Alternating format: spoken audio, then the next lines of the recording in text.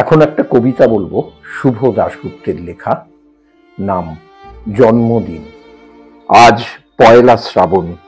খোকন, আজ তোর জন্মদিন।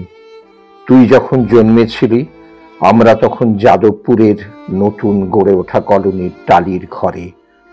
তোর স্কুল মাস্টার বাবা সেই হ্যারিকেনের আলো জ্বলা ঘরেই আনন্দে আর খুশিতে ঝলমলে হয়ে উঠেছিলেন। তুই আসার পর তোর নাম রেখেছিলেন সুকল্যাণ।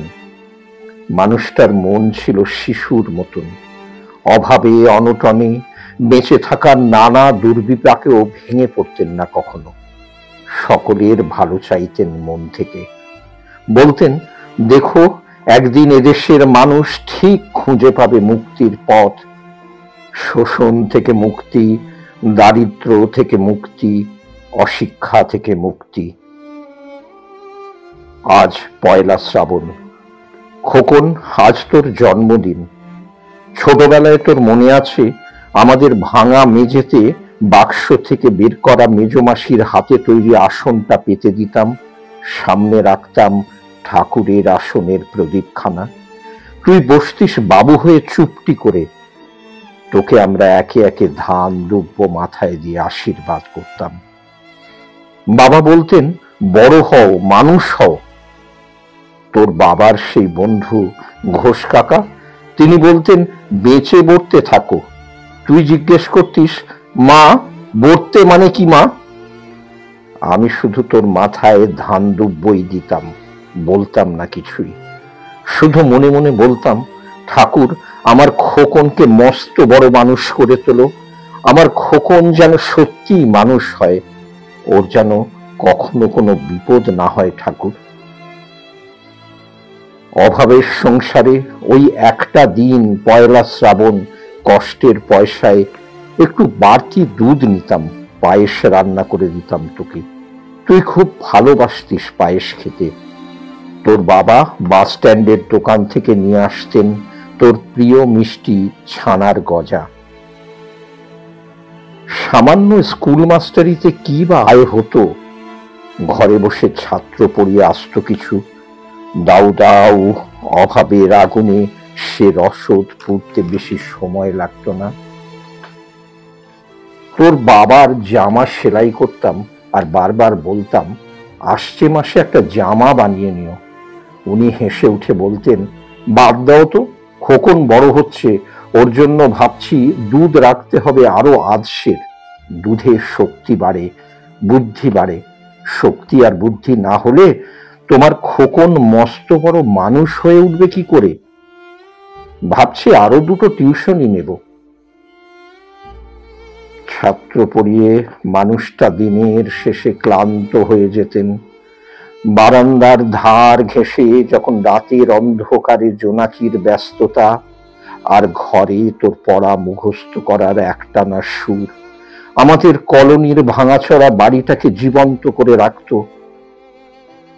তখন বলতেন আমায়, খাওয়া দাওয়া একটু করো, তোমার চেহারাটা বড্ড ভেঙে পড়ছে দিন দিন। শাড়িটাও তো দেখছি বেশ ছিঁড়েছে।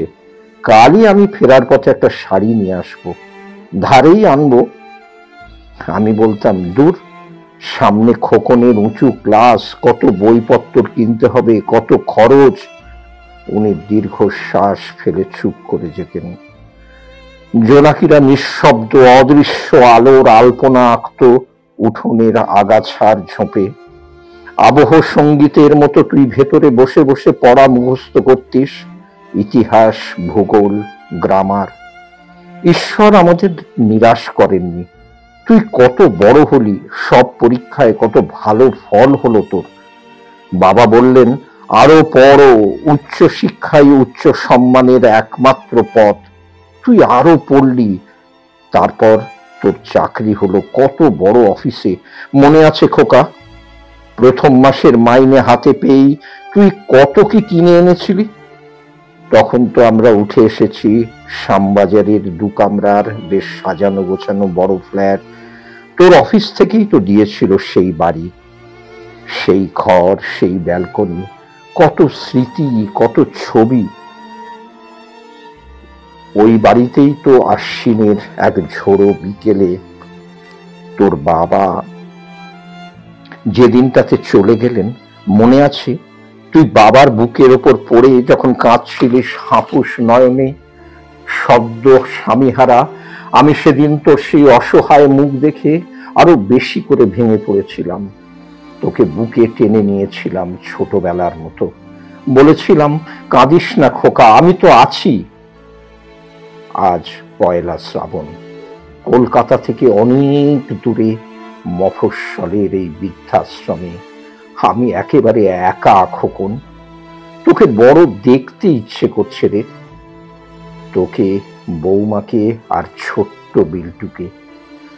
তোরা এখন কত দূরে সল্ট লেকের মার্বেল বসানো ঝকঝকে বাড়িতে। আজ তোর জন্মদিনে নিশ্চয়ই খুব বড় পার্টি হচ্ছে, তাই না রে খোকন? লোকজন, হইচই, খাওয়া দাওয়া।